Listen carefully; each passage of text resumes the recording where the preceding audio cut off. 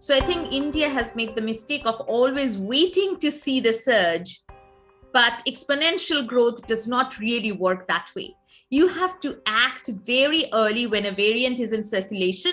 You see minute upticks, and that's when interventions are most effective.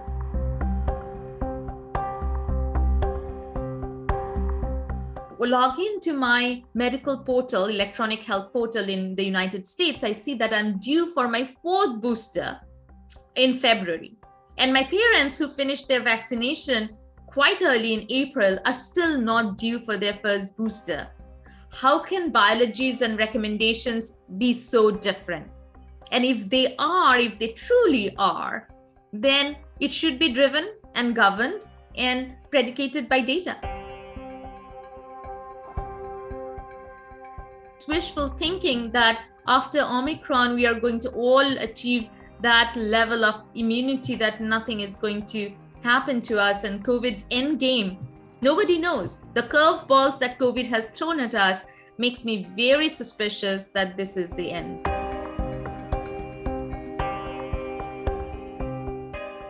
So I want to ask straight away something that you've also spoken about, this narrative of, this variant of concern being mild and, being the nature's vaccine in that sense, and why that's problematic, especially for a country like India. Yeah. So first of all, I think that we have seen a great challenge for not just our public health system, but our public health communications, right? We have had a steep learning curve in terms of messaging. So I was always scared of this possibility that there will be a time when a lot of people will fall sick over a short period of time. And that can really crumble the healthcare system.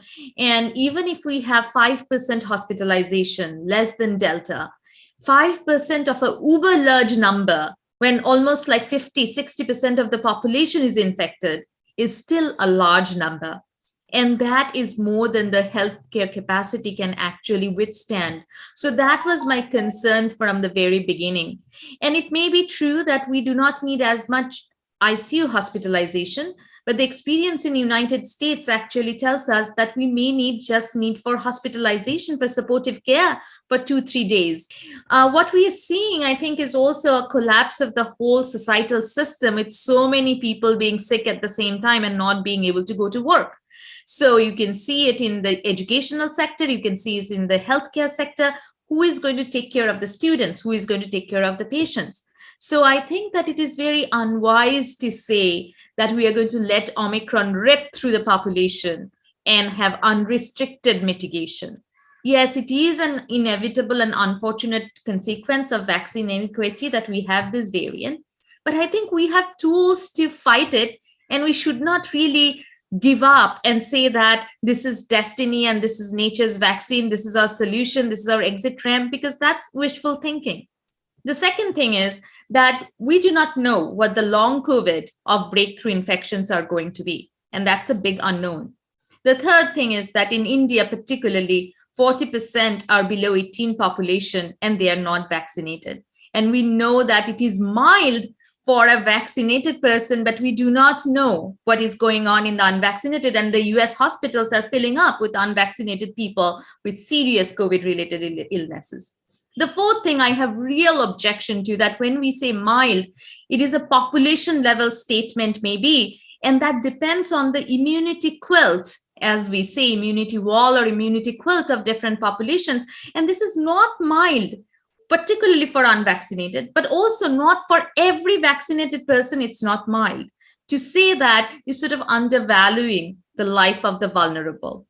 And then I also wanted to say of this, the cost of COVID is not just COVID, right? This is a whole disruption to the entire society. And that's what we are seeing in the healthcare system, that people are there for COVID, a small fraction, but there are a lot of people with COVID, which is an incidental finding, and you have to keep them isolated. So that's another stretch. And then you have serious people, because healthcare now is being optimized, and you have more and more people who are in serious conditions who are in the hospitals right now. And half of the healthcare workforce is out because they are sick themselves. Dr. Mukherjee, one of the primary tools to sort of assess the pandemic spread in the early days was test. And now there's this new advisory, which says that asymptomatic contacts of COVID positive people don't necessarily need to get a RT-PCR test done. I know you have opinions on it. If you could just sort of talk to us about it, because, that's what you've sort of grown over the last 2 years with, and now suddenly the advisory has changed. Yeah, so I think that we have to change some of the recommendations. Some of the things that we are doing before in an unvaccinated population are no longer going to be true or the right tools for the vaccinated population, particularly with something like Omicron, where probably even if, with our best interest, testing is not going to scale up to capacity, then we have to prioritize on who to test. So I think we need to think about a more pragmatic strategy of testing, where some people are getting home tested. And what is the purpose of testing? Is it for clinical diagnosis or is it for surveillance? I feel that, in India, the cases, the testing data is what we had available nationally every day. Hospitalization data we never had. So ideally, we should probably change our key metrics to say, really watch out on hospital capacity, hospital admissions, because cases are not predictive of that anymore. Previously, in unvaccinated population, the case trajectory and the death trajectory were really compatible with each other at a lag. Now it's not so, depending on the immunity quilt of the different population. So what I want to say is that we need to test because we need to know what is going on. Otherwise, we have no clue. If we have a dashboard with hospitalization, ICU admissions all over India, then I would say, yes, don't test. But what is going to happen is that without testing, I think it's going to be very hard to track the pandemic. Maybe in certain pockets we'll have hospitalization data, but not all across India. And that's already visible. The other place where there's been ambiguity of data and there's been some criticism for India is in genomic surveillance and in epidemiological surveillance. And, we know that a very fraction of samples are actually, we also know that the number of labs that are capable of doing these tests in India are small. Given all of this, what is it that we should be doing to sort of up our epidemiological surveillance of the Omicron variant? Yeah, so I think that this has been really unfortunate that India has awesome databases for testing and vaccination which are independent, but which probably is not cross-talking, right? Because we have not seen anything related to estimates of breakthrough infection, right? For Covishield or Covaxin. So if the vaccination data and the testing data will cross-talk in real time, we could see how many people are getting breakthrough infection. How do these rates differ between the two vaccines that people are consuming? So I feel as consumers and as people of this country, we need to know, because we are making such choices. And when it comes to booster doses, I might want to mix and match depending on the comparative effectiveness I have seen in the population. So I think that not linking and disintegrated data systems not cross-talking with each other is a huge problem. And then we have not seen any integration of the clinical data with the testing data and the vaccination data. And then comes the sequencing data, right? We should definitely be able to say, for example, Delta has its first explosion in India, but most of the properties and the papers actually are based on UK data. And that's because we do not have an integrated data system which will alert us that there is a new variant. And what are the properties of the vaccines against this variant? How is the proportion of sequences changing over time? So if there is so much backlog, by the time you get the data, the virus has done its job. So we have been always behind with this, and it's getting better. But I think that having multi-platform linkage when you set up a database system is extremely critical. And that's why you see countries like Israel, UK, Denmark, which have large population-based cohorts or integrated data systems linking momentarily in real time the testing data, the vaccination data, the genomic sequencing data, and the clinical outcome data have produced very impactful papers. And this lack of data is what is also in some senses driving our precautionary dose or booster dose policy, right? I mean, where the policy itself is based on lack of data. So, the decision to give the same dose as a primary dose is not necessarily taken based on studies on Indian population, but by the fact that we don't have a data, so let's go with the safest option. Is that something that you also think has happened here? Yes, I definitely think that people are sensible, right? If you show the data that for some reason in Indian population, there is not so much of a waning effect, it could be that so many people in India were already had the natural infection, and on top of that, they have had vaccination. Maybe that's why we do not have a waning effect or booster. But if you actually track the data over time and say, this is the reinfection rate, this is the breakthrough infection rate, and that's what we are seeing. And so there is no need to worry. We do not see the waning effect as the other population. So if you say that we do not have our data, we are borrowing information for science from other population, then you have to go with that recommendation. So when I log into my medical portal, electronic health portal in the United States, I see that I'm due for my 4th booster in February. And my parents who finished their vaccination quite early in April are still not due for their first booster. How can biologies and recommendations be so different? And if they truly are, then it should be driven and governed and predicated by data. This is something that has been debated, and Mumbai has spoken about the fact that they're going to look at lockdowns. Delhi has imposed weekend curfews. There's a lot of conversation around mini lockdowns across. Is that a strategy that works in 2022? Yeah, this is a great question, and this is really close to my heart. We have a paper in revision, which we are hoping will come out, that the world has seen 2 years of natural experiments of what works and what does not work. We should know better about what really works. And what we find in that paper is actually looking at historical data in India about what has worked in Mumbai and Delhi and generate a counterfactual. If the same type of interventions were actually imposed 14 days early, when the curve was still very low, what could have happened? Could we have mitigated and blunted the second wave, for example? So what we see, an interesting finding in that paper, and I think this is true for papers in the United States and UK as well, the timing really matters much more than the strength. So I think India has made the mistake of always waiting to see the surge, but exponential growth does not really work that way. You have to act very early when a variant is in circulation.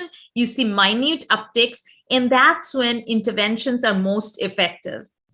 Dr. Mukherjee, during the second wave, as a modeler, you had spoken a lot about access death and lack of data to track that. There's been a study that came out today on, I think, 3 million access deaths in India. I just wanted to ask you, as someone who's sort of been closely observing this, has there been improvement in our reporting, and do we see better reporting during this wave, or do you think that the same problems would sort of crop up? So there are 2 issues. Thank you for that question, because I spoke about it because the numbers reported till now, like about 500,000 deaths, that just does not add up to any kind of model-based calculation or empirical calculations. So when we first talked about it, it was really model-based. We did not have the empirical excess death calculations done because the death data were not released. The death data is still not available nationally for India. We only have subnational data. The paper in Science that just came from the JHA lab is also taking into a survey data. And again, it's not national data that has been released. But we recently did a meta-analysis of all kinds of data sources, be it a family survey, be it a recall back survey, be it a phone survey, be it like just fragmented death report estimates. The underreporting factors have been all over the place from 4 to 12 depending on, so that means like from 2 million to about 6 million, right? So I have to say that not all of these deaths are attributed to COVID, right? Only a fraction is. Because of delay in care, because of transportation access barriers, there have been a lot of loss of life. And we have no way to really account for that. So in the United States, for example, we know that 72% of the excess deaths are attributed to COVID, 28% are to other causes, and all of these tertiary causes which are not directly COVID related. So I think that it is very important to understand this massive impact and also what fraction of these deaths are attributed to COVID. I think there has been backlog correction, right? You have seen that on a certain day, certain states have come up with corrected numbers. That's also, people who do not know the data. For example, I got a call from a modeler that why are these estimates so high when the case counts are low? That's because of a death adjustment. We have to do better. We have to do better in terms of improving our death registration system. And I see a lot of possibilities in terms of creating this digital health ID and connecting everybody's data. Our data has been very urban metrocentric. And so I feel that it has not been representative. And that really bothers me, because the more and more you have data from particularly selected location and particularly selected people from some specific socioeconomic strata, then you actually suppress the voice of the unrepresented. I wanted to ask you before we end, there's again, going back to my previous question, my first question, which is nature's vaccine. But the fact remains that Omicron is not the last variant, and we'll continue to see this emergence of variants as we go ahead. If you could just talk to us a little bit about that before we end. Pandemics of this magnitude are not going to disappear overnight with Omicron or any variant. We have not achieved herd immunity through Alpha, Delta. If you remember last year, in actually end of 2020, everybody was saying that Mumbai and Delhi are reporting such high seroprevalence surveys. They have reached herd immunity, and then came the second wave. So how many times can you be burned, right, by the same fire? So I think that I'm very cautious, and pandemics probably die in a damped oscillatory manner. So we should be prepared. And as we are speaking, somewhere probably another variant is brewing because we have let Omicron spread so much. So I do think that we need vaccination and mitigation. We need to have a target of getting the world vaccinated to 70% so that people don't end up in hospitals and are not afraid of dying. Thanks to science and thanks to our fortune that the vaccines are still holding up in keeping people out of the hospital and preventing fatalities. So we need to get to that target. Until then, I think we really have to continue to be vigilant, and there is no alternative way. And, it's wishful thinking that after Omicron, we are going to all achieve that level of immunity, that nothing is going to happen to us and COVID's end game. Nobody knows. The curveballs that COVID has thrown at us makes me very suspicious that this is the end.